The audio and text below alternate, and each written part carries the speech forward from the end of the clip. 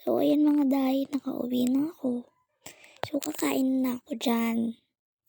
Tinola ulam ko. Ayun kaya araw-araw naming ulam. Ba't kaya ano? Pero paborito ko din yan kasi masarap. Diba?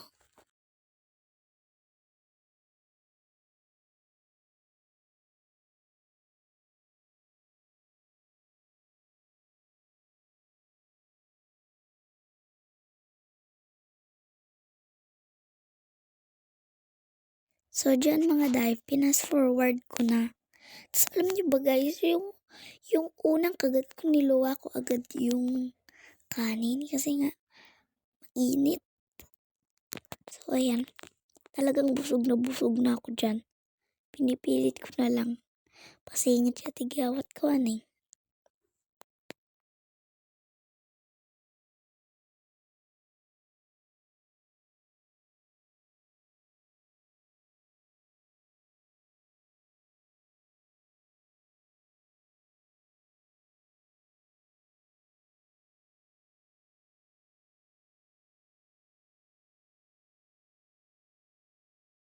Ayan, sa part na yan mga day, super busog na ako.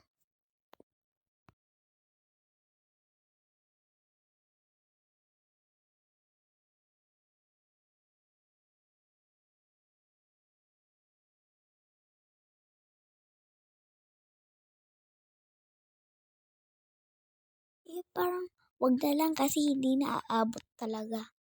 Kaya yan, nag-toothbrush na lang ako. Magpapalit na lang ako mamaya.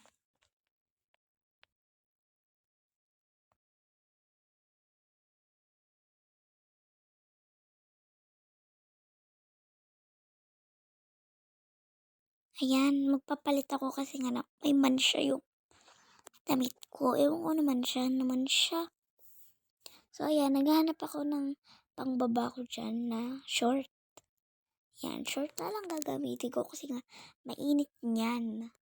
Buti na lang talaga guys, hindi ako nag-jogger na yung suot ko. Yan o, napakabilis. Pero matagal ako dyan. Pinagpawisan ako. Buti na lang talaga ng short ako. Pero may medyas ako, pwede na matanggalin yun. Kasi guys, nag-meeting sila mama ko. Ngayon, bumaha guys doon sa school namin. Bumaha. Kaya yan. Basta tuloy yung medyas ko. Magpapaipit na ako dyan. Ngayon, sinilip ko yung kapatid ko. Ayun, katabi niya yung mic. Sabi ko, ay may bago speaker oh. Ayun. Guys, ayun siya.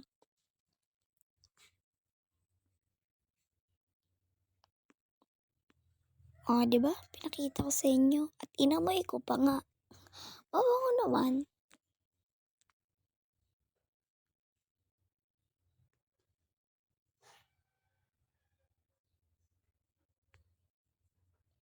So, ayan, hinanap ko si mama dyan. Ayun, tumakbo naman yung kapatid ko doon. Sinabi niya na kasi.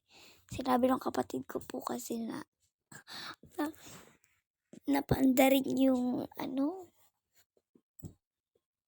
yung speaker.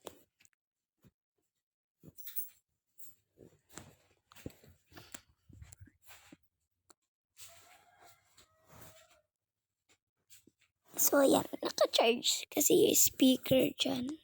Ayun, kinuha na niya. Tapos, yan, ina-assemble na yan ni mama.